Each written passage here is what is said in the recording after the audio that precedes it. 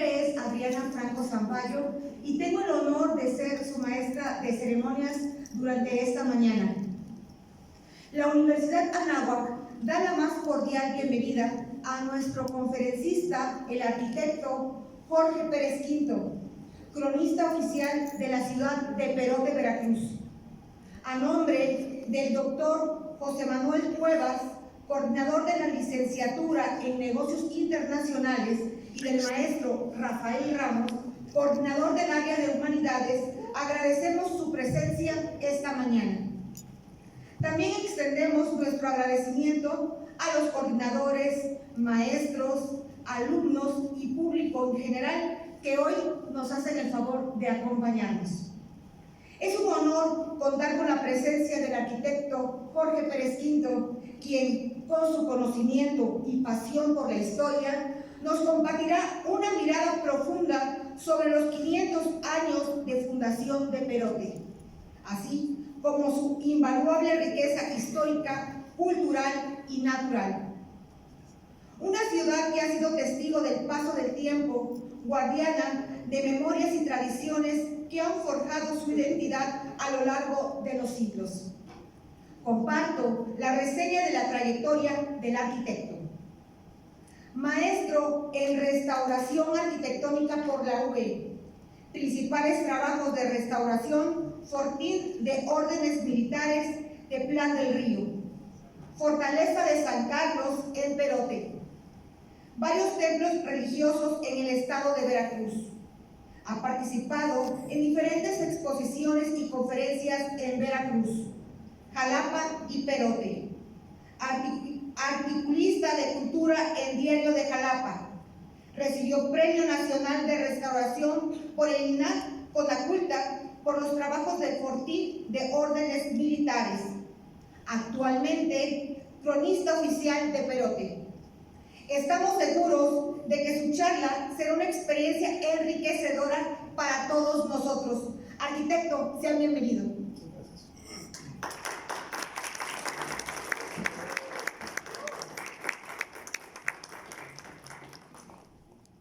Buenos días, muchísimas gracias por la recepción, maestra Adriana Franco. Un agradecimiento muy especial al doctor Luis Manuel Cuevas Padilla, coordinador de Negocios Internacionales. Muchas gracias. Al maestro Rafael Ramos, coordinador del área de Humanidades. Al maestro Julio de Jesús García, a la maestra Adriana Franco. A todos ustedes, jóvenes, amigos que se dieron cita y se dieron un tiempo para estar hoy aquí y escucharnos para hablar un poquito acerca de mi patria chica, Perote, Veracruz, México, una de las ciudades más antiguas de nuestro país y que pues es importante aclarar que cuando inicia, pues no inicia como una ciudad.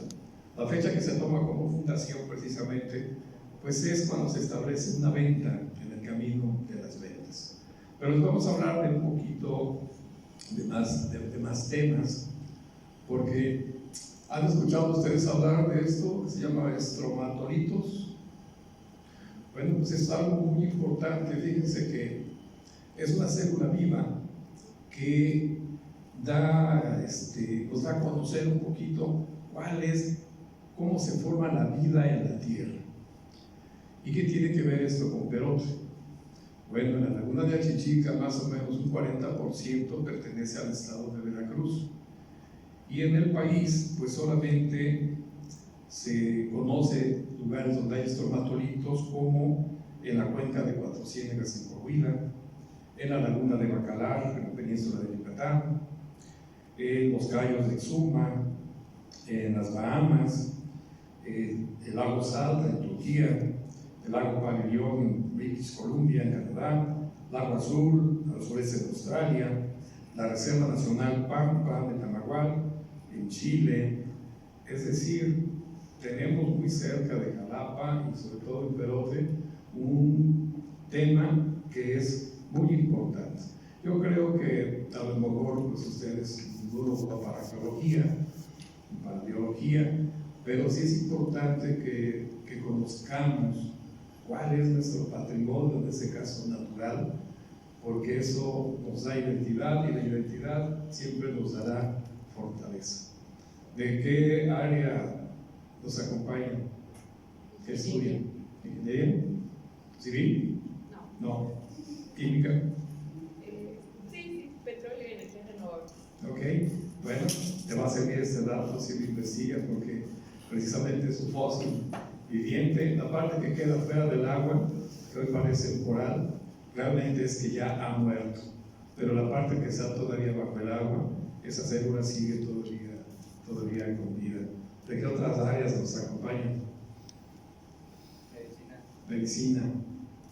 Ok, bueno, como cultura general seguro seguirá para todos. Miren, toda esa información es muy importante porque, insisto, hablamos de cultura general. Yo creo que la fortaleza de cualquier pueblo, de cualquier país, precisamente es el sentirse orgulloso de lo que son. Y en ese momento, cualquier moda, pues la vamos a poder vivir, la vamos a poder aceptar, pero seguramente no va a cambiar nuestras formas de pensar y nuestras conductas. Esas son otras imágenes acerca de lo que estaba comentando, de otros sitios inclusive, pero sí es muy fácil confundirlos como si fuesen corales. El otro asunto es la megafauna. Ya dimos un salto muy alto en cuanto a muchos años, pero seguimos todavía miles de años atrás. Y también vuelvo a hacer la misma aseveración, que tiene que ver esta megafauna con nuestro municipio. Bueno, pues en Perote se han encontrado ya 3 vestigios de mamut, o sea, con esos animales que están ahí en la imagen. Y pues eso nos da también a entender, no se han encontrado asociados a actividad humana, que eso cambiaría un poquito la historia acerca de cuál es nuestra habitabilidad en la zona, pero al menos sabemos que se han encontrado ya 3 restos de estos, y que en la región, por ejemplo, se han encontrado restos óseos de megafauna similares a los registrados en otras zonas como el Espinal, cerca de Neulinco, donde se localizaron restos óseos de Gonfoterio, que ese es más bien como un elefante. Otro en Maltrata, también de mamut. Entonces, al menos yo creo que no se ha tenido cuidado o el trabajo de la exploración. Seguramente que en grandes partes del estado hay muchos más, pero por lo pronto en estos lugares ya se ha localizado, y que eso nos puede ayudar o influir a intentar buscar tal vez un museo paleontológico. Y al menos en Perote ya tenemos el espacio, que es la Fortaleza de San Carlos, que está ya preparándose para tener una nueva vida. Fue casi 60 años reclusorio, pero creo que merece un uso diferente. Miren esas imágenes son del Museo de Sitio, que se encuentra en Jico Viejo, Jico Chimalco, y en donde se hace precisamente un análisis de cómo sería la forma de cazarlos. La imagen que ven ustedes a su izquierda, por decirles bien, una trampa para mamuts no es otra cosa más que un desnivel, un hoyo de 50 o 60 centímetros de profundidad, y si el mamut se entraba en ese espacio, ya no podía salir y era fácil atacarlo ahí, pues echarle un montón. Bueno, en la arqueología también tenemos ahí una participación muy importante, pues contamos al menos con 7 sitios arqueológicos, aunque no se han estudiado mucho.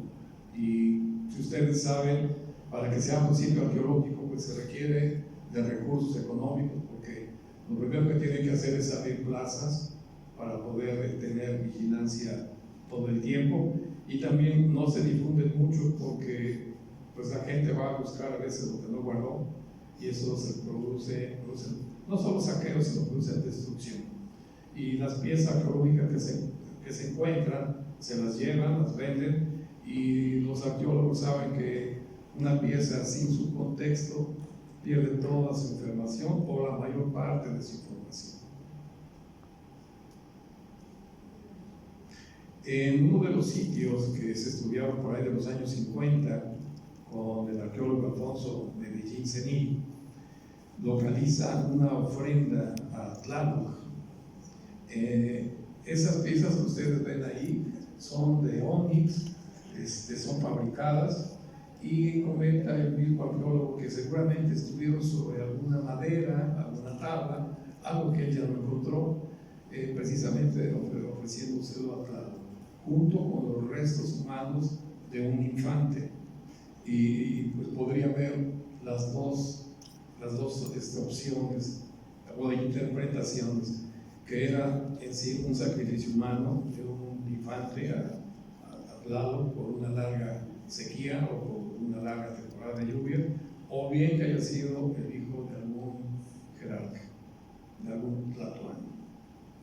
Es ahí un poquito de lo que aparece en el Museo de Antropología de Jalapa, donde aparece la línea del tiempo, pero que precisamente los sitios arqueológicos de Perote no aparecen, no nos los consignan. Casi nomás luego como un tema de reclamo porque no aparecemos. ¿Qué sí está en el Museo de Antropología? El hacha votiva, que ven a su lado izquierdo, que es un atributo de los tres que identificaban a un jugador de pelota o a un guerrero. Sus atributos son el hacha votiva, que es esta, una palma y un yugo. Debajo de esa ofrenda, que sigue a la parte central de la imagen, dice que 80 o 90 centímetros más abajo encontraron enterrada esa hacha. Entonces, bueno, pues pudo haber sido quizás como el hijo de este guerrero, tal vez haya sido un tlatoani, pero a destacar en la imagen del lado derecho, esas que parecen unas máscaras, son unas urnas, que se llaman urnas Tlaloc, y estas son dos de muy bella factura, tienen pastillaje, tienen al frente la máscara como si fuera jaguar, con su nariguera, su bigotera, un besote, que son estas, igual que la hacha votiva, tal vez se alcance a notar.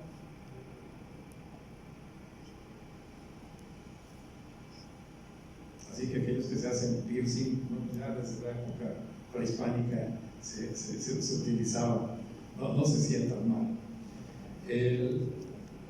Esta parte del culto al agua o al Tlaloc, todavía hay varios arqueólogos que piensan que el culto al agua no nos dio del altiplano a la costa, sino que al contrario, de la costa se fue hacia el altiplano. Y pues bien, como les decía, de la venta de Perote, que es la fecha precisamente que se considera como fecha fundacional, y es un acta de cabildo, del Cabildo de la Ciudad de México, y que dice: el martes 20 de julio de 1525 años, este día, estando juntos en cabildo, el ayuntamiento de la casa y aposento del muy magnífico señor Hernando Cortés, gobernador y capitán general de esta Nueva España, por su majestad conviene saber el muy noble señor Gonzalo de Salazar, factor de su majestad en esta Nueva España por su majestad y teniente de gobernador y justicia mayor en ella por el dicho señor gobernador y los señores Leonel de Cervantes, alcalde de la dicha ciudad, y Rodrigo de Paz y Juan de la Torre y Antonio de Carvajal, regidores por presencia de mí, Pedro del Castillo, escribano público y del consejo de esta dicha ciudad. Este día de pedimento de Francisco de Aguilar, vecino de la Villa Rica de los dichos señores, le hicieron merced de hacer una venta en el arroyo del pie del puerto que se dice Tinahuizapa, que es 8 leguas de la venta de Juan Cáceres, y le mandaron dar su mandamiento para que ninguna persona se impida ni perturbe, con tanto que guarde el arancel que acerca de las ventas está hecho, y se hiciere de aquí en adelante son las penas en él contenidas. Y firman Perálvides, Antonio Carvajal, Gonzalo de Salazar, Leonel de Cervantes, Rodrigo de Paz y Juan de la Torre. Se escucha medio enredado, pero está paleografiado tal cual en castellano como viene el acta, y palabras más, palabras menos le dan una licencia para establecer una venta en los llanos de Tinahuizapa. Y la otra que dice que es al pie del arroyo del puerto. Nosotros estamos acostumbrados a escuchar la palabra puerto y nos vamos de inmediato al mar. Pero puerto también es un acceso. Llegando a Perote, quienes conozcan saben que hay unos cerros que se cierran y donde pasa la carretera parece que fuese una puerta. Eso también implicaba un puerto o puerta, era una forma de describirlos. Y que ese 20 de junio pues apenas le están dando la autorización para construir esta venta. En el arroyo de Pinahuizapa hay un autor, Robelo, que menciona 3 posibles orígenes del nombre de Pinahuizapa. Uno es una planta, se llama planta verecunta, que tiene unas hojas como flecos y que si la tocan en automático se cierra. Le llaman planta vergonzosa. La otra es refiriéndose a aguas subterráneas y que en Perote, todo el valle, es muy común saber que tenemos un gran potencial de agua subterránea. Entonces se podría llamar aguas de vergüenza. La tercera, y es la que en lo personal me parece más adecuada, es la de un escarabajo, le llaman pinahuistle o cara de niño, y que algunos dicen que es un bicho de mal agüero. Pero no, háganme cuenta que es una hormiga del tamaño de un escarabajo, como de 4 centímetros, y color café, y que realmente vive comiéndose los desechos orgánicos. En cualquier jardín excavas 40-50 centímetros y los encuentras. Entonces tuve la oportunidad de que en el jardín de la casa he encontrado como 4, así que sí, es más creíble esta mención.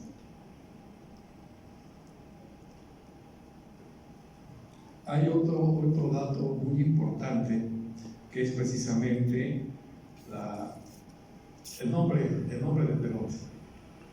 Después de la concesión hay otra acta de cabildo que es del 1 de febrero de 1527 y dice: este día, estando juntos en cabildo y ayuntamiento, según que lo han de uso y costumbre en la casa y aposento del muy noble señor licenciado Marcos de Aguilar, justicia mayor de San Pedro, España, por su majestad les conviene saber el dicho señor licenciado Cristóbal Flores y Juan de la Torre, alcaldes ordinarios de la dicha ciudad, y el doctor Ojeda y Alfonso de Villanueva y Gonzalo de Alvarado y Juan de Rivera, regidores de ella, del pedimento de Antonio Gutiérrez y Bartolomé Hernández, vecino de esta ciudad.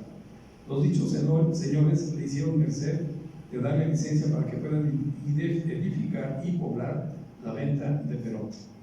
Miren lo importante de aquí: 1 de febrero de 1527 es la segunda acta que se habla precisamente de Perote, pero en esta se le nombra Perote. En la primera era el puerto de Pinahuizapa, en esta ya le nombra Perote, a escasos año y medio.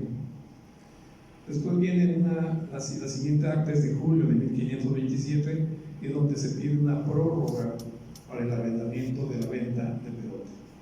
Lo que quiere decir que a esos señores, Antonio Gutiérrez y Bartolomé Hernández, no les dan la concesión para la venta, sino se la dan a un carpintero de nombre Martín Pérez, que él ha estado 6 meses, de febrero a julio, construyendo su venta, y que dice que pues los 125 pesos oro que pagó por la concesión no los va a poder recuperar en año y medio.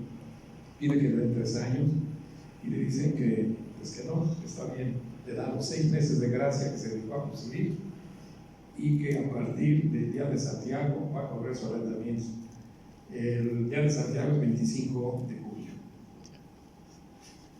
Ahí estaba haciendo un pequeño análisis en tiempo, explicando precisamente que el nombre de Perote no puede haber venido del nombre del ventero, o tal vez sí del propietario, considerando que a una región de Murcia, a los Pedros les llaman Perote, y que hay la posibilidad de que el papá de Francisco de Aguilar se llamase Pedro de Aguilar y que haya heredado el apodo de Perote el hijo también.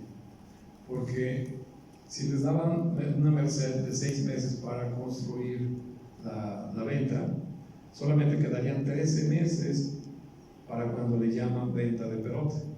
Sin embargo, mencionan que está despoblada, lo que quiere decir que en esos 13 meses no funcionó. tal vez funcionó 8 meses o 9 meses y no podía haber dado tiempo para que adquiriera ese nombre.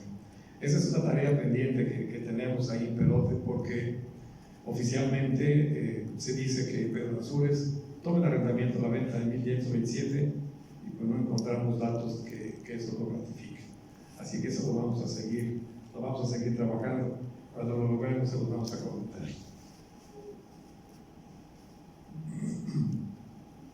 Lo que sí es que son las ventas. Para viajar de Veracruz a la Ciudad de México hasta la actualidad existen 2 rutas: Córdoba, Orizaba y Jalapa, Perote. El camino real de Jalapa por Perote se le denominó también Camino de las Ventas, y ahí viene mencionado precisamente una a una cuáles son las que están. Algunas de ellas igual se fueron convirtiendo en poblaciones, como pues, la de Vencero, que puede ser la Comuna 21 de Marzo, la de Banderilla, la de Las Vigas, la misma de Perote, por Piletas, La Joya, que en ese tiempo era La Olla, o sea, con H, Y, y se refiere, quienes han ido a comer ahí a restaurantes de carne, antes de llegar del lado derecho se ve como un cerro, es un cráter, y de hecho dentro del cráter hay una cancha de fútbol, y la gente, los chamacos secundarios se van a jugar ahí, y cuando pasan los españoles lo ven como una olla, y así le llaman. Así que cuando les platiquen que se perdió una joya de Carlota cuando pasó por ahí, eso es una gran mentira y falacia. Era la olla, no joya, porque ya hay una joya, y hay joya chica, entonces ya hay una serie de leyendas urbanas, por cierto, bastante simpáticas.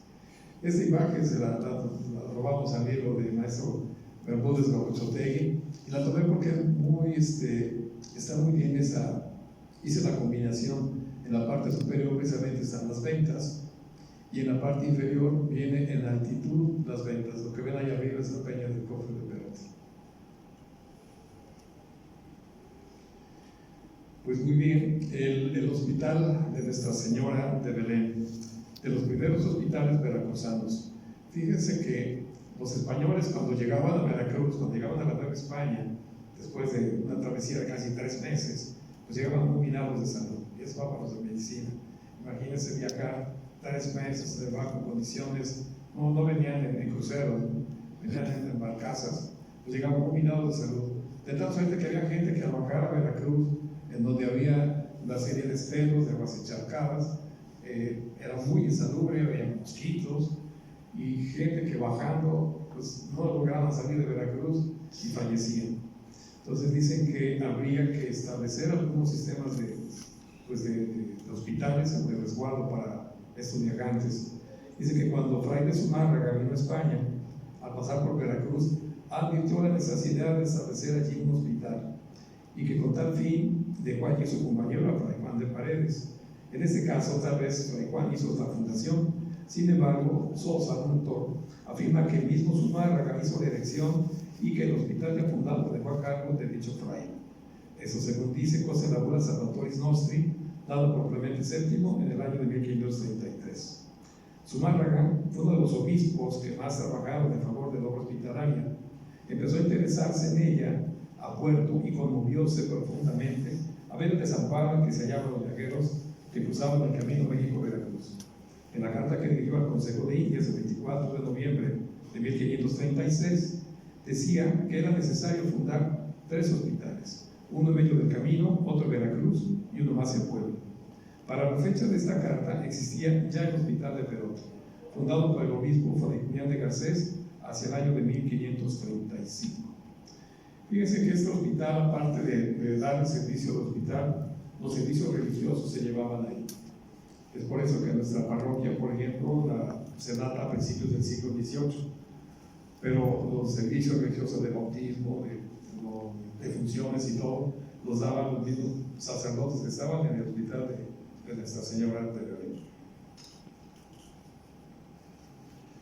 Esa imagen me gusta presentarla mucho porque es un plano de principios del siglo XIX, pero bien podemos recorrer hacia atrás hasta el siglo XVIII, y fíjense el tamaño que teníamos ya de de ciudad. Y que lo que está marcado aquí en el círculo naranja es el espacio en donde estuvo el hospital y que todavía hasta los años 65, 66, o sea, 1966, existían al menos los muros posteriores perimetrales, pero pues se construyó ahí el internado, un internado regional, y se demolieron esos vestigios. Llegamos con las haciendas. Miren, hay el dato de que una de estas haciendas, la hacienda de Tenextepec, su fundación data desde 1548, o sea que podemos estar en la presencia de una de las primeras haciendas del país, ya que la merced se la dan al hermano del primer virrey, Antonio de Mendoza. Entonces, por deducción, creemos que al menos 3 haciendas más de estas tienen esa antigüedad. Después tienen un abandono, y este plano en el que se ubican los vestigios de las últimas haciendas son de la época del Porfiriato, en donde adquieren un segundo aire, y nuestras haciendas llegan a tener hasta más de 30,000 hectáreas de producción. La hacienda de Tenextepec, maderera, es la única que se tiene registro de todos sus dueños desde el siglo XVI hasta el siglo XX. Llegó a tener en el Porfiriato su propio ferrocarril para bajar madera desde el municipio de Jico, la localidad de Tonalaco, darle la vuelta a la Feria del Cofre por los Altos, llegar a Tenextepec y desde Tenextepec a Perote.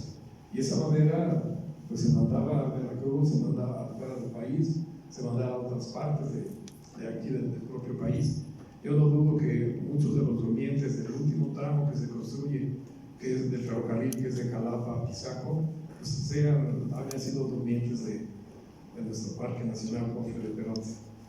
Las haciendas que tenemos son Hacienda de los Molinos, junto con ese conjunto, una ex fábrica de hilados y tejidos, la Carolina, que es en esta época de industrialización con Porfirio Díaz, en que trae toda su maquinaria de Europa y que funciona pocos años, pero que era tan próspera y pagaban tan bien a sus trabajadores que llegamos a dejar sin gente algunas fábricas de Tlaxcala y de Puebla. Ex hacienda de Chimonco, que es donde está un edificio que seguramente ustedes jóvenes conocen, el edificio de la Normal, van a conocer más por los ritos satánicos, pero fue fundado como hospital primero para tuberculosos. Al parecer lo equiparon, y en unos pocos meses, ya con la invención de nuevos medicamentos, se dieron cuenta con que no nada más era el frío y la altura que podía salvar a la gente, a los tuberculosos, sino que había también ya la penicilina que podía hacerse otra cosa. Y el hospital quedó abandonado. Después es una escuela normal rural, y hasta los movimientos sociales de 1968, después de ello, pues lo ubican a todos. La ex hacienda de San Antonio de Tenextepec, el rancho de San Agustín, que consideramos también como hacienda, pero era parte de la hacienda de Tenextepec. Miren, las haciendas, al tener una propiedad tan grande, tenían que tener ranchos en puntos estratégicos para poder controlar las cosechas y las siembras. La ex hacienda de Cuautotolapan, que hoy conocemos como La Gloria, que para los de medicina, busquen en dónde empezó la influenza, ¿no? Y van a encontrar con que el niño Cerro estuvo en La Gloria o Cuautotolapan. Y este lugar, que es una de las comunidades, una de las 22 comunidades de nuestro municipio, creo que es el único que cuando llegan los españoles todavía tenía habitantes, porque los primeros pasos de Cortés, el 24 de octubre, mencionan que pasan por Santa María, Cuautotolapan, y curiosamente ese día que se celebra a Santa María. Entonces, alguien les tuvo que dar el nombre porque no había otra forma de saber. San Antonio Limón Totalco, que está sobre la carretera. Si no se van por el libramiento, pasan por ahí. Hay una iglesia muy bonita, de muy buena factura. Y fíjense que ese proyecto se le aduce a Adamo Boari, un ingeniero arquitecto italiano que radicaba en Estados Unidos y que en la época de Porfirio Díaz hizo muchos proyectos para México, entre ellos el Palacio de Bellas Artes, el Palacio Postal, proyectos en Guadalajara, y que este proyecto tiene todas las características. No hablamos de su construcción, hablamos solamente del proyecto, y que en este caso pues, sí, fue un proyecto particular, que empieza igual por ejemplo en 1908, 1909, pues se concluye hasta los años 30, casi curiosamente coincidiendo con el Palacio de Bellas Artes. La ex hacienda de Santa Gertrudis, la ex hacienda de Aguatepec, la ex hacienda de Tehuetla, la ex hacienda de Molino de Guadalupe, en donde tiene un reservorio muy importante de más de 300 metros de largo, 350 de ancho y 1,80 de altura, y que solamente queda precisamente vestigio de ese reservorio y del hueco en donde iba la rueda que hacía la fuerza motriz. Lo que ustedes ven ahí es una portada de la ex hacienda de Los Molinos, y se dan cuenta de su arquitectura, pues precisamente es de final del siglo XIX, principios del siglo XX, muy porfiriana, aunque ya existía antes de esa época.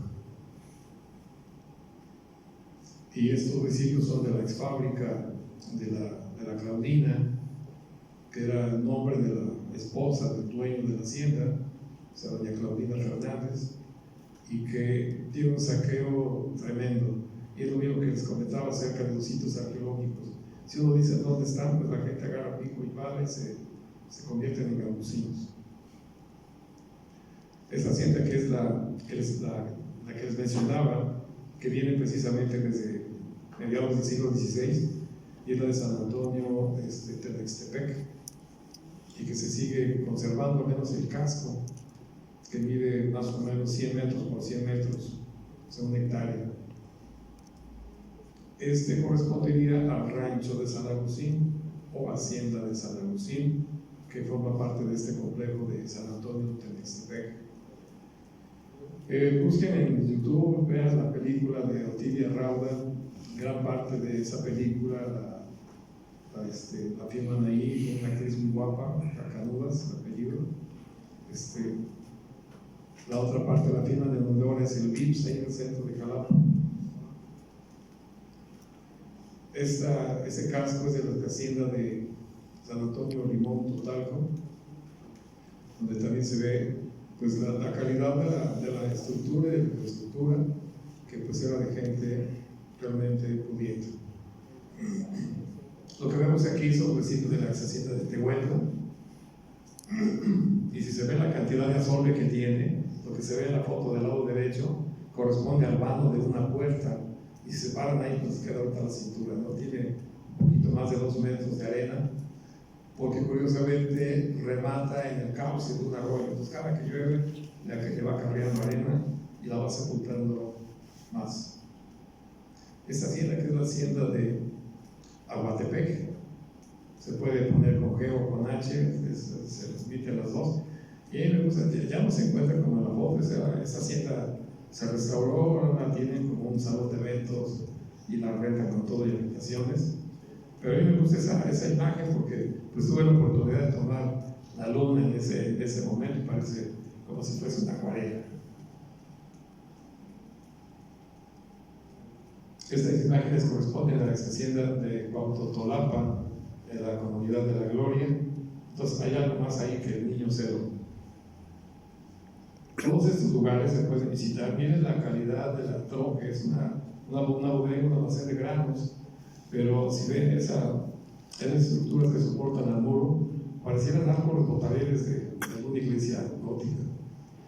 Y cuando se paren ahí, se saquen sus selfies, van a decir, ¿dónde estás? Una comunidad de España, allá por el norte. Y seguro que se las creen, ¿eh? Y luego vamos con la arquitectura religiosa. Miren, esa es nuestra parroquia de San Miguel, donde también tiene algunas inconsistencias respecto a su fecha de fundación, porque su primer registro bautismal es de 1713. Dicen que se termina de construir en 1718, pero la planta es planta de cruz latina y tiene una orientación oriente-poniente. Esta orientación ya no se daba en el siglo XVIII, se daba 50 o 60 años antes. Así que seguramente su desplante obedece cuando menos por ahí de 1770, 1780 60. Lo que es innegable es que su portada es una portada barroca, muy clásica, y que nos indica la construcción del siglo XVIII, pero eso pudo haber sido exactamente ya años terminados. Este es el patio de esta parroquia, que realmente es un claustro, aunque hoy esos posibles crujías son ocupadas como salones, pero en su momento debe haber sido un claustro para quienes estaban al frente de esta parroquia. Esa es una foto del interior. La foto de la izquierda es antes de 1965 o 70, antes del Concilio Vaticano II, en que se determina que el púlpito debe desaparecer, y pues en nuestra iglesia lo tomaron literal, lo bajaron. Ya después se volvió a subir, que el sacerdote debería dar la misa de frente a los feligreses y no de espaldas. Y entonces el cipreso baldaquino que está en medio, abajo de San Miguel Arcángel, también desaparece, lo demuelen, y entonces ya empieza el altar.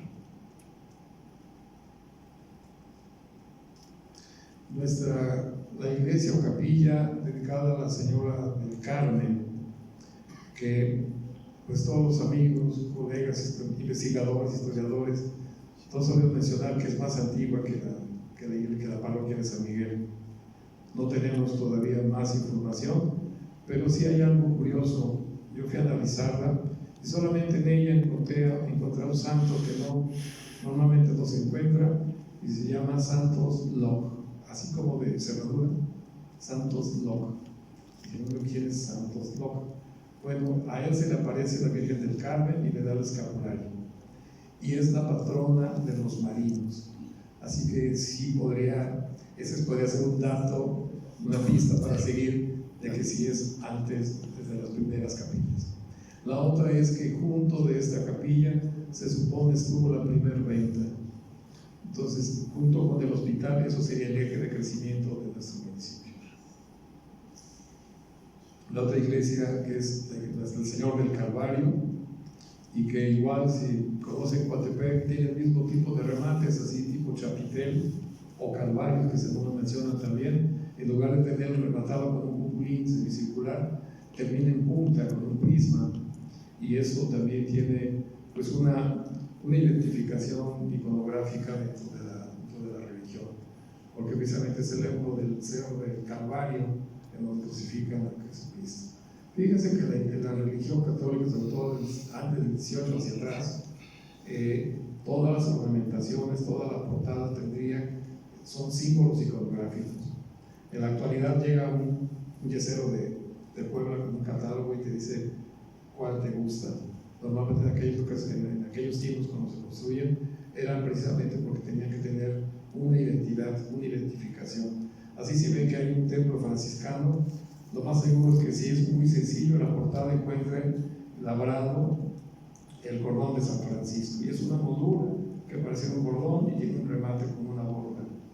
Y al interior van a encontrar temas relacionados con Cristo, las llagas de Cristo, los clavos, la corona, la cruz.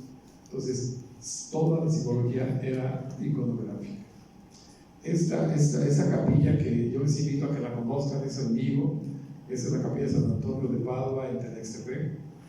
Tiene un retablo dorado, todo el interior es labrado y tiene pintura mural, y que el inicio de su construcción viene desde el siglo XVI.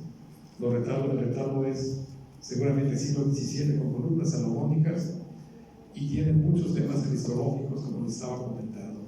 Así que para que puedan irnos a ratificar, pueden checarlo muy bien en esta iglesia.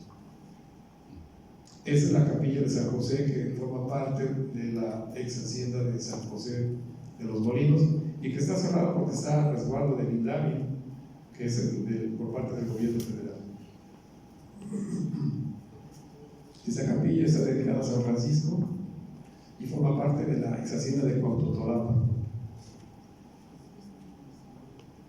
Y esa es la iglesia de que les contaba, que ya es de finales del XIX, principios del siglo XX, que está dedicada también a San Antonio de Padua, y que su proyecto se le atribuye a Adamo Boari. Me voy un poquito más rápido para que no les haga pesado, pero miren, lo que ven en el IMAC precisamente es esta dupla que forma el principal sistema defensivo de la Nueva España, y que es San Carlos Perote y San Juan de Ulúa en el puerto de Veracruz.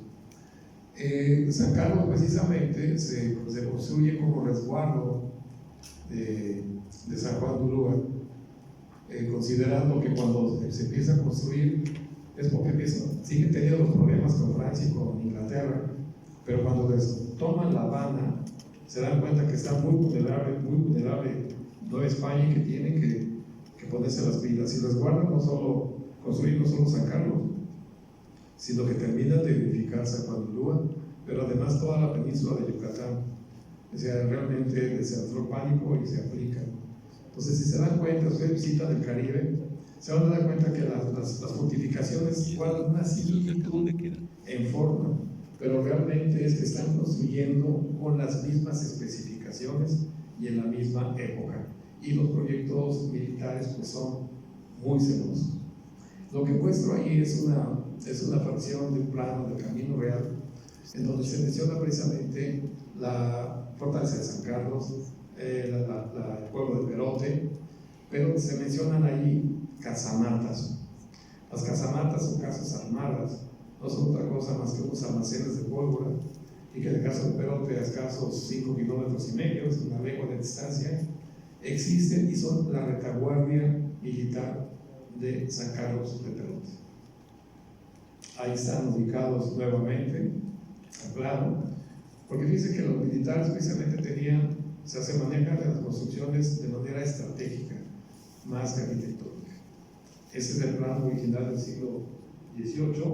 Lo que ven en la parte superior precisamente es la fachada y corte de uno de los almacenes de pólvora.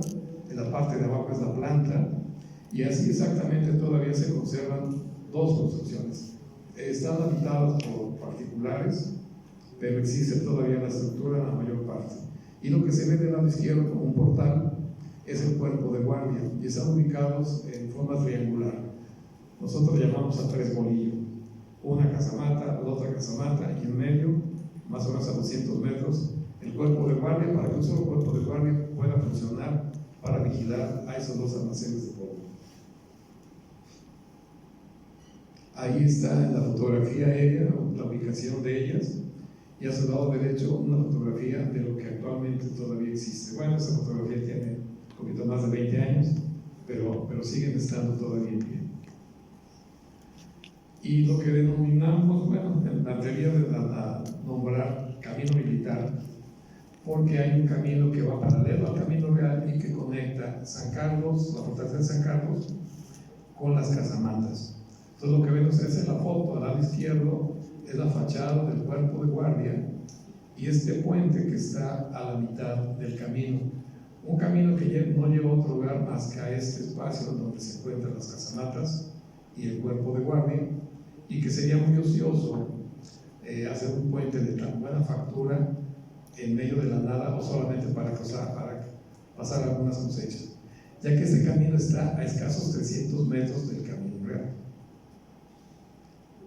Ese puente lo localicé precisamente analizando este plano. Es curioso, hay una anécdota que un exalcalde que tenía una papelería, y entonces terminó la maestría, me interesaba conseguir postales antiguas que él vendía en su papelería, y le digo que se le puede vender o dejar fotografiar algunas, pero ya no tenía. Dice, no, ya no tengo. Pero tenía una biblioteca muy buena, una habitación con 8 metros de largo, con 4 de ancho, fotografías en los 4 muros, de sus viajes por el mundo, que el señor había viajado mucho. Pero ver una fotografía y detrás de él es una cara muy importante. Digo, ¿y dónde está aquí? En las casamatas. Digo, no, pero ¿dónde están las casamatas?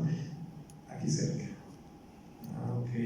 Y lo que hizo fue reactivar la necesidad de conseguirlas, y revisando este plano, dije, bueno, se iba el Camino Real. Este otro camino, ¿a dónde llego?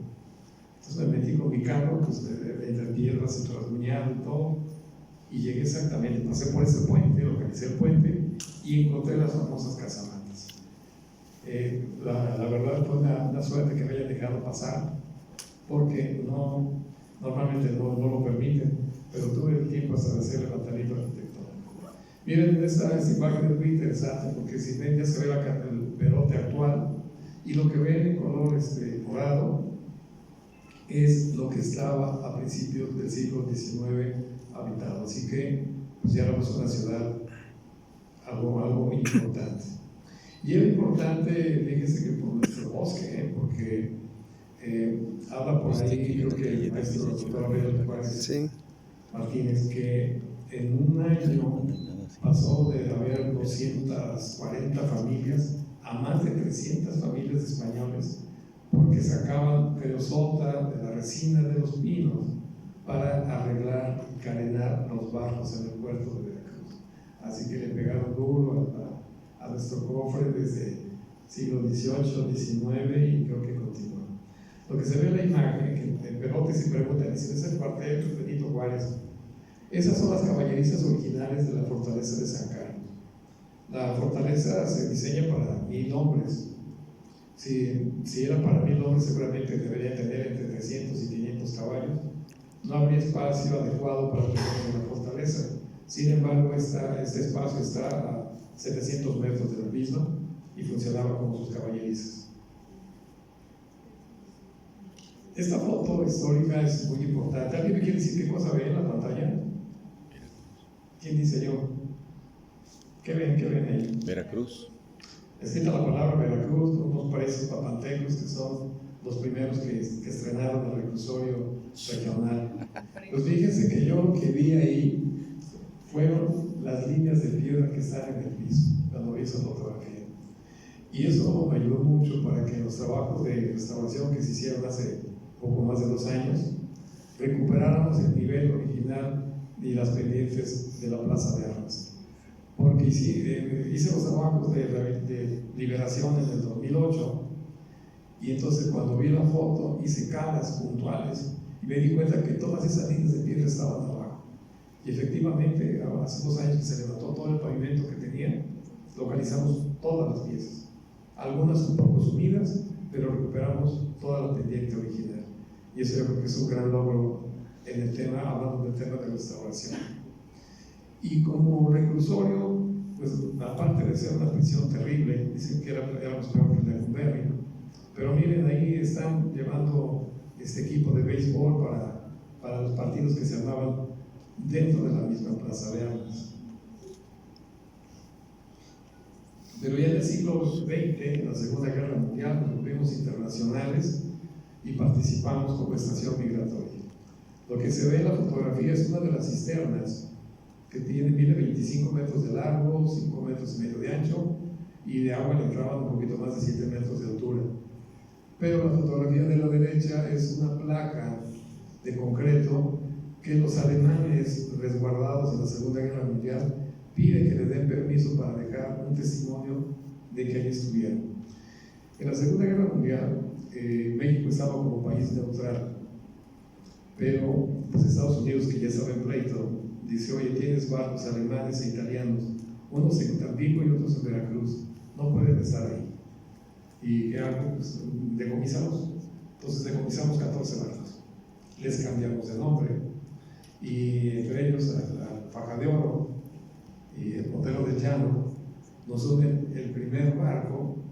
México tiene que reaccionar, envía una nota diplomática diciendo que por qué están viendo un barco que ya ahora era nuestro, aunque no del todo, y la respuesta es que nos unen el segundo barco.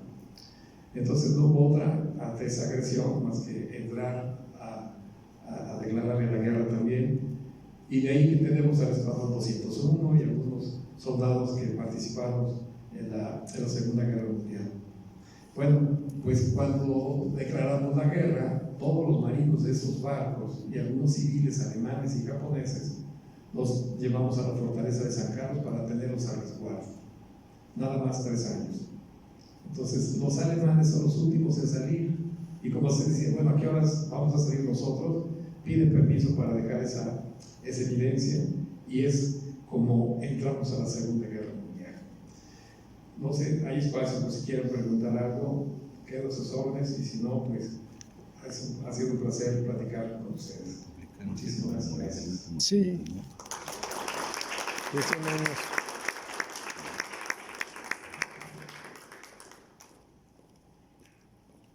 ¿Se ve yo?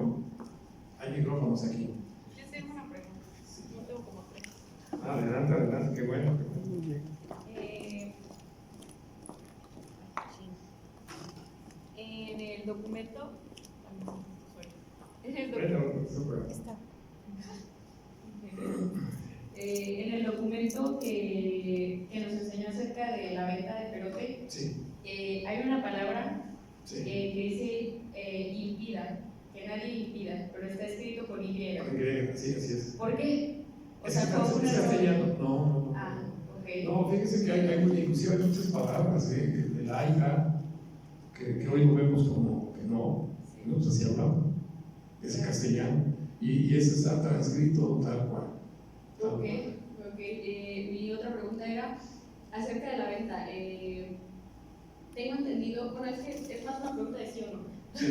Tengo entendido que era muy común que se realizara esto de te rento, o por así decirlo, este lugar, y en determinado tiempo que tú construyas y que hagas algo aquí, y yo te voy a. España mandaba como hombres y cosas para que colonizaran esos lugares, y después entregar una como retribución al gobierno español. No sé si esto fue lo que pasó, porque algo así había entendido cuando dijo que había una prórroga. Siempre y cuando paguen los aranceles.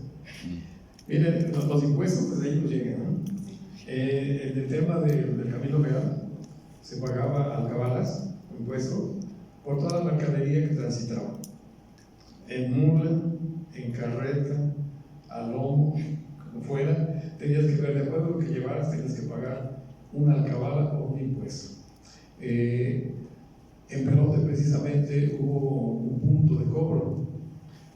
Hoy recién estábamos ahí sacando a flote unos vestigios que están en un puente que es el Puente del Águila, y otros conocen como garita. La garita es un espacio de vigilancia o de control de paso. No necesariamente tiene que haber algo cerrado, sino siempre sencillamente, búsquense para que se divierta una película de Cantinflas, no recuerdo cómo se llama, pero pasa a Estados Unidos, y está un falso, está una reja, y está de aquel lado el estadounidense, y él viene con su burro de este lado. No hay barda, no hay nada, pero él tiene que pasar por ese portón. Entonces identifica todo, y su burro se le va por el otro lado. Híjole, ya me endrogaste, ya te pasaste de ilegal. Esas garitas son así, son en un punto donde tienes que parar para revisar qué es lo que llevas y pagar. Respecto de las ventas, por eso decía que era muy importante decir, por ejemplo, el tema de Pedro Ansúrez, que no lo localizan aquí. Pedro Ansúrez funda en Perú, y los primeros negocios o formas de hacer negocios se los dan a los soldados que llegaron con Cortés y que sobrevivieron a su equipo en corte. Entonces, las ventas era para reabastecer de animales de carga, de hospedaje y de comida, pues era un negocio. Entonces, sí le doy la concesión primero a mi grupo en corto. Tenías que pagar un impuesto. En la segunda parte de la prórroga, que dice este carpintero que pagó 125 pesos oro por la concesión. Sí, o sea, son los primeros pasos. Y dice que aparte pues ha invertido mucho dinero en construir la venta, y que pues los 2 años que le dieron de gracia o por el arrendamiento de 2 años no le va a alcanzar, que le den 1 año más. Como y ya se llevó 6 meses construyendo, ¿no? Que no ha tenido ninguna retribución. Dice, bueno, te damos de gracia los 6 meses nada más. A partir del pasado mañana ocupa tus 2 años. Pero si el tema de impuestos viene muy, muy marcado desde ahí.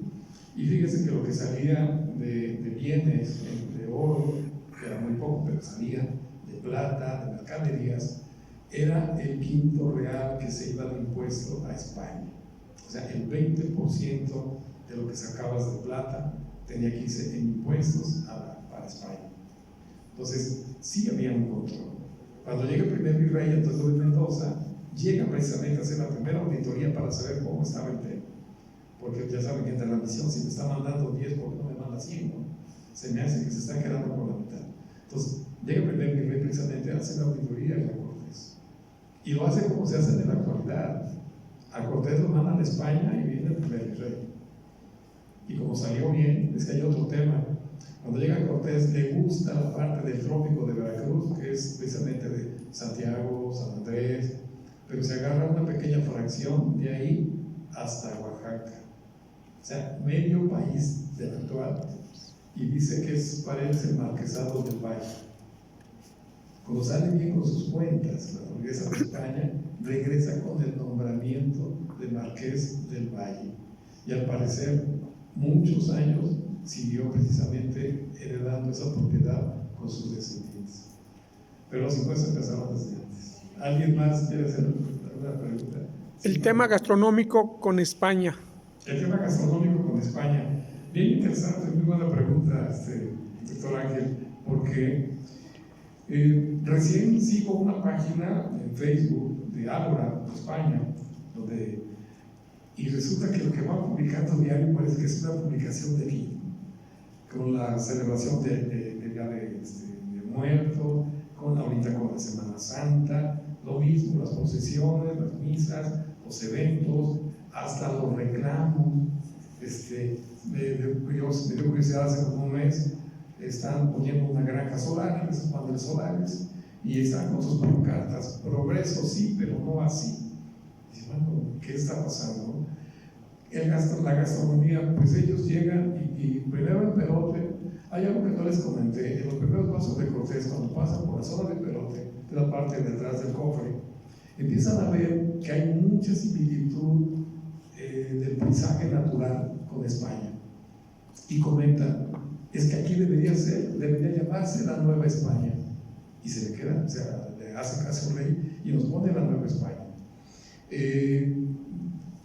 200, 300 años después, los primeros españoles que llegan a establecerse en Perote, que hacen embutidos, se dan cuenta que tienen el mismo clima, que tienen las alturas.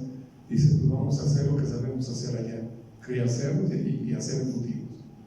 Pero encuentran, pues, ¿cómo se llama?, los vegetales, las recetas, pues han pervivido, y hay una fusión de la comida prehispánica. Por ejemplo, de plantas que no conocían, como los quelites, las flores de calabaza, cosas así, que las hacen, y hoy pues tenemos un crisol. Nuestra comida ni es totalmente mexicana ni española, realmente es una mezcla, es mestiza, ¿no? O sea, es un mestizaje que también se da en la gastronomía y que ha aportado mucho, ¿no?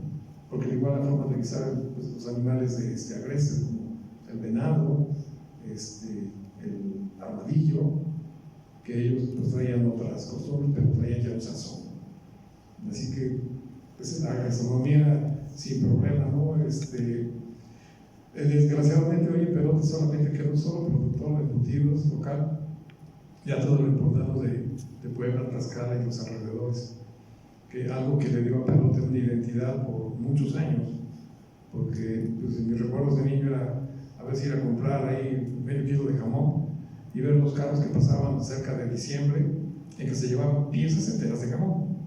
O sea, el jamón empinado, pieza entera, el jamón serrano, la pierna entera. No compraban un kilo o 300 gramos, se llevaban piezas enteras, y le dio fortaleció mucho la economía. Hoy yo veo que nuestro municipio sigue siendo un centro rector de comercio.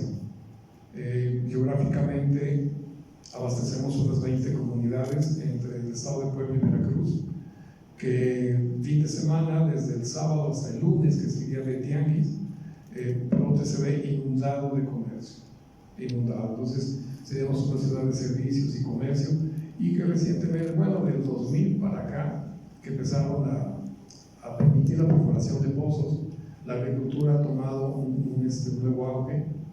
Ya tenemos dos producciones al año de papa, de zanahoria, de brócoli. Mucho se va de exportación, pero pues deja una economía en el lugar.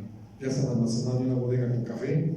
O sea, no se produce café, no, pero tenemos un clima frío y seco. y además está muy bien conectado con la costa, con el altiplano y con el puerto de Veracruz. Y eso permite precisamente, pues, el scouting que hacen para fijar la fortaleza de San Carlos se sigue repitiendo, creo, porque le da la vuelta a todo Córdoba, Orizaba, y dice, pues aquí el lugar está más plano, menos problemático para llegar a Veracruz, y el frío seco nos va a ayudar a poder mantener aquí harinas que manejaban mucho y la pulpa. No sé si he respondido. Y otro tema interesante, las fábricas, la empresa Carol, granjas que le ha dado mucha vitalidad al municipio. Sí, fíjese que esta granja internacional, que pues es muy fuerte, esa nos pone como principal productor a nivel nacional de cerdos, pero pues se va todo ese recurso. Sí queda respecto a que hay una cantidad importante de empleos, pero creo que tal vez podría haber sido más. Pero bueno, por ejemplo, no tenemos un rastro local, que eso sí podría estar dando un recurso por cada cerdo que sale, y eso sería una economía muy, muy fuerte. Sin embargo, está en Puebla, entonces eso nos quita parte de esa economía, pero sin embargo, sí, pues nos ha puesto en el mapa, ¿no? Nos ha puesto en el mapa. Y, al igual que los temas trágicos del año pasado, ¿no? Pero siento que Perote, su capacidad para industria, creo que es la mayor parte que podría ayudarnos a levantarlo. Porque fíjense, Villatama, que es un municipio vecino y que trabaja lo mismo que nosotros, el Tepecí, que se han nombrado ya la capital del blog, pues da pena que un recurso que es no renovable no se preocupe en un diseño, en un aprovechamiento adecuado. Se trabaja de manera muy artesanal y la forma de comerciar sus productos siempre es una mala práctica de estar peleando entre ellos, y si tú lo vendes en 4 pesos, pues yo te lo vendo en 3.80, aunque pierda, ¿no? Y el otro dice, pues en 3.50 y le pongo menos cemento y entrego productos de mala calidad. Y nos estamos acabando un recurso que no es renovable, que aunque había bastante, se va a acabar. O sea, eso seguro que no va a tardar. Perdón, adelante. Maestro Jorge, muy buen día. ¿Qué tal? Bueno, buenas tardes ya. Sí. La pregunta tiene una naturaleza histórica, sobre todo en el campo de la exposición que nos acaba de compartir. Sí. Me parece que Perote, dentro de su sistema histórico, en cuanto a los habitantes y en cuanto al sistema político, actualmente, por ejemplo, el presidente municipal Delfín Ortega, ¿qué está haciendo para que las futuras generaciones, los peroteños, realmente puedan en un futuro sustentar la vitalidad histórica de la fortaleza de San Carlos, que es uno de los patrimonios fundamentales del pueblo? ¿Qué se está haciendo? ¿Existe en una dimensión educativa? ¿Existe talleres, por ejemplo, de historia? Porque a mí me queda muy claro algo.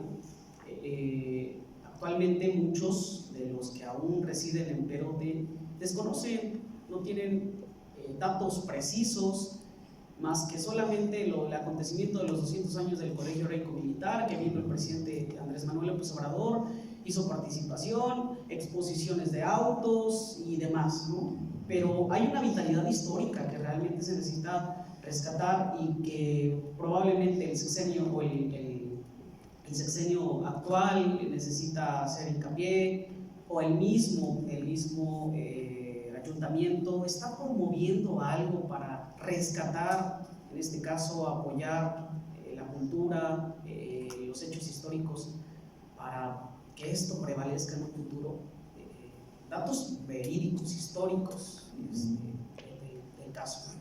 Gracias. Muy buena pregunta. Fíjate que pues a veces creo que es mucho pedir a las autoridades de los 3 niveles de gobierno, no de nada más el local, llegar a esto, pero creo que como ciudadanía es donde nos toca precisamente tratar de incidir para que se nos tome en cuenta en estos rubros. Yo te quiero comentar que llevo más o menos 25 años, terminé la maestría, en que me di cuenta por fuera de todo lo que teníamos en Perote, porque siendo peroteño no conocía Perote. Entonces, cuando hago la maestría y empiezo a ver los temas históricos y visitamos otras ciudades históricas del país, y digo, caray, sí, pero te tenemos mucho, ¿no? ¿Y qué ha pasado? Siempre ha habido esfuerzos aislados de gente, porque mira, cuando se cumplen 450 años de la fundación, se editaron una serie de publicaciones, una de ellas muy buena del maestro Ramírez Labañé, donde da unos datos precisos históricos del municipio, y el alcalde en turno pues, busca que se lo apoya para que se imprima y se distribuya ese libro. Entonces hizo algo pues digno en su momento a su alcance. Consideremos que en ese tiempo no había recurso asignado para cada municipio.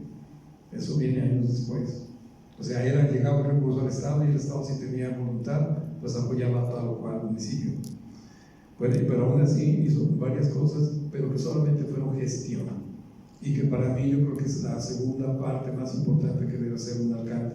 Primero, ser un buen administrador. Segundo, ser un mejor gestor en el tema cultural. Pero fíjate que esta conferencia, que gracias aquí a la compañera Adriana y a la Universidad de Anáhuac que me permite el uso de la voz, lo hemos venido haciendo desde hace muchos años. Pero te sugerí que se formara un comité por defensa del patrimonio cultural, y lo logramos, y el alcalde en turno inclusive cubrió los gastos del notario para que se armara este patronato en el 2007, y funcionó. Y me dirías, bueno, ¿y qué han hecho? Pues yo te puedo decir que lo que tenemos de la fortaleza ahorita es el resultado de eso. En el 2008, finales del 2007, hay un incendio todavía como reclusorio y ya estaba construido Villalán. Entonces el alcalde en turno dice, le manda un escrito al gobernador: señor gobernador, no queremos que haya una desgracia en el penal. ¿Por qué no de una vez se lleve esta gente a otro lado? Y reaccionó, lo dejaron libre. Pero no solo eso, dijo, bueno, pues vamos a hacer los trabajos de liberación, que es esta limpieza, y quitar todos los partidos. Si hay gente que haya conocido la fortaleza antes, bueno, busquen, hay un video que habla de los años 90, y van filmando crujía por crujía donde estaban los talleres, las habitaciones y todo. Y visitan la fortaleza y la ven libre por completo, ¿no? Entonces, primero, si vemos lo que estaba negativo, cuando el avance que se tenga, se va a notar. A partir de ahí teníamos un drenaje a cielo abierto que pasaba por todo el terreno de la fortaleza. Ya no está. Ya tiene un cercado, todavía tiene unas viviendas que están en litigio, unos terrenos que están en litigio, pero aunque sea lento, se ha avanzado. Y yo creo, pues mira, la autoridad que ha hecho, pues ha hecho algunas gestiones con el gobierno del Estado para tratar de apoyar en este tema. Lo principal que hizo esta administración fue ceder el comodato. Nosotros en el 2017 buscamos con el gobierno federal que se rescatara el comodato. Se había perdido, había un comodato al gobierno del Estado para readaptación social. Cuando deja de ser reclusorio, se acaba el tema del comodato y deja de funcionar, regresa al gobierno federal. Lo logramos y en el 2018 se le dio el comodato al municipio con unas advertencias. Había que formar un fideicomiso. Pero después vino la pandemia y pues dio el mismo pretexto, en 4 años no se hizo nada. Y ya se venía el aniversario del ejército y entonces la Sedena dice: ¿qué se va a hacer con esto? Se cede el comodato ahora al gobierno del Estado, ahora ellos lo detentan, pero le invierten, se hace esa gran celebración, se invierten más de 50 millones de pesos en esa primera etapa de rehabilitación. Ya han dejado una museografía muy importante del edificio del Arsenal, que data precisamente desde 1762 hasta la fecha. Entonces, sí falta más, pero falta más como ciudadanos. Y yo te puedo decir que unas 100 conferencias con amigos, con todo, en Jalapa, en el mismo Perote, tratando de difundirles ideas y entender de que lo que tenemos ahí vale muchísimo. Se ha estado haciendo. Y creo que desde ahí pues debe de empezar a trabajar, de ser mejores ciudadanos. Gracias. ¿Algo más? Sí, adelante.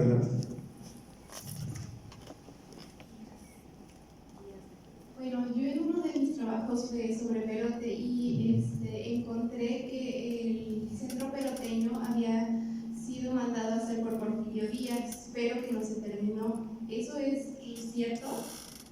Vean qué tema interesante. Sí, miren, hay una fotografía por ahí de los años 50 que me decía un amigo, un colega del Perote, decía, es que nunca fue teatro. Mira, aquí se está poniendo la primera piedra para el Centro Cultural Peroteño, por ahí de los años 50. Pero hay algo, ya están los muros. Entonces, en los laterales tiene con números romanos 1810, 1910. Y en alguna fotografía, en la cartela del frente, la habían puesto pintado Teatro Hidalgo. Porfirio Díaz empezó a hacer trabajo desde 1902, 1904, para celebrar con bombo y platillo los primeros 100 años del inicio de la independencia. Y en Perote teníamos el Teatro Hidalgo, aunque no se termina, efectivamente, el kiosco, que está en el parque, entre otras cosas, ¿no? Una calzada de piedra desde el parque hasta la estación de ferrocarril, que ya no existe tampoco, más que fotos, pero también nos tomaron en cuenta para esa gran celebración. Pues creo que nos estamos extendiendo el tiempo. Agradezco muchísimo su presencia y su paciencia. Vamos a brindarle nuevamente un fuerte aplauso, por favor.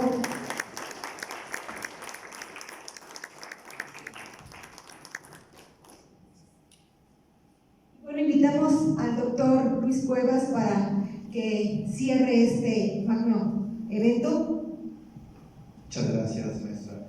Y pues muchas gracias a todos por su participación y muchas gracias sobre todo al arquitecto y maestro Jorge Pérez Quintos por tan interesante y valiosa conferencia sobre una ciudad, Perote, y pues su ícono, la fortaleza de San Carlos, que forman parte de nuestra historia, de nuestro comercio, el comercio en México internacional.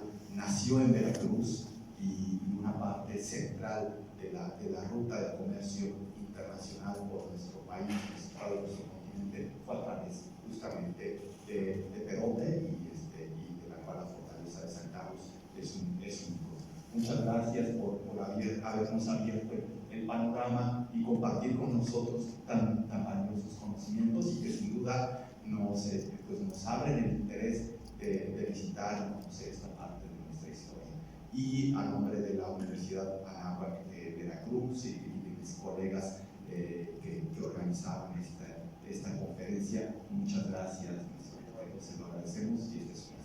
Muchas gracias.